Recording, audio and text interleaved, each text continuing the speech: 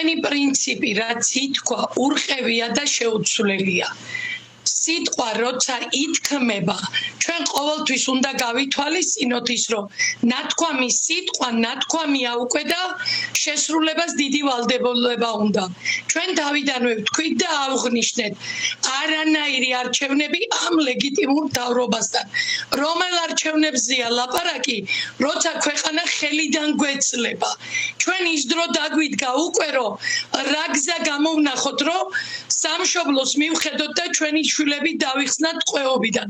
ჩვენი შვილები არიან ნამდვილი ტყვეები და არც ერთი პარტიისთვის არ იქნებიან ეგენი სავაჭრონი და ჩვენ ვისაც შევხვდით, რომელ პარტიებთანაც გქონდა შეხვედრა.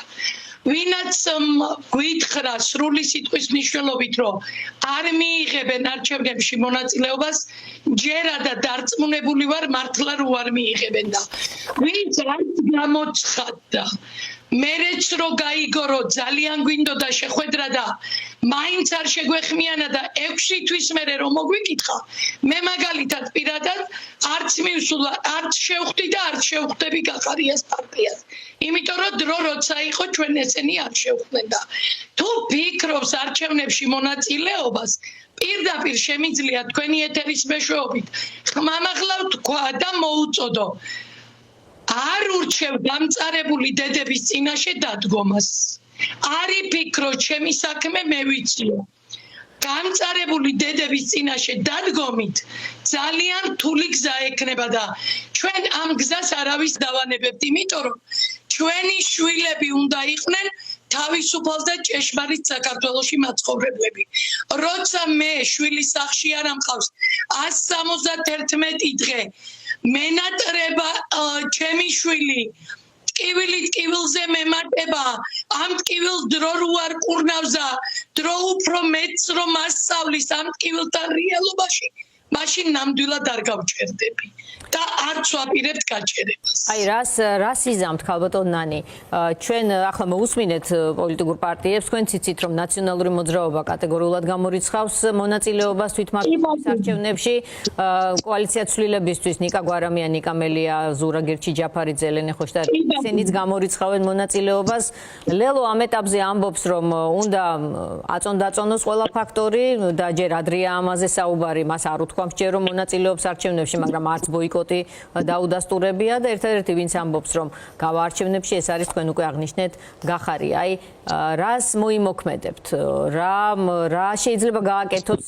თუნდაც ძალიან გაბრაზებულმა ამ შემთხვევაში პოლიტპატიმრის ოჯახის წევრმა მე მგონი პატიმრის ოჯახებიდან ბევრი შემთხვევები ვნახეთ უსამართლოს სასამართლოს მიერ მოსამართლეებთან რამდენჯერ რამ მდგომარეობაში ჩავახენეთ ისინი და არანაკლებს გავაკეთებთ გახარიასთან სრული სიტყვის თქმით შემიძლია და ხმამაღლა შემიძლია თქმა რომ მართლა არ გავჩერდები და სადაც იქნება იქ კარებთან ვიდგები დღე-დაღამე ჩემი შვილის ბანერით არ ამოვათქმევინებს სულს არავის ვინც ამ არალეგიტიმურ მთავრობის არჩევნებში მიიღებს მონაწილეობას არა ვარ მე პარტიული არც ერთი პარტიის წევრი არა ვარ თვითონ შემიქმნეს ეს მდგომარეობა და თვითონ მიმიყვანა ჩვენმა მთავრობამ ამ მდგომარეობამდე და როცა ჩვენ მთავრობას მიემხრობა და იქნება ჩვენი მთავრობის მხარეს ესე იგი ჩვეულებრივ ეგეც ჩემი მწამებელია.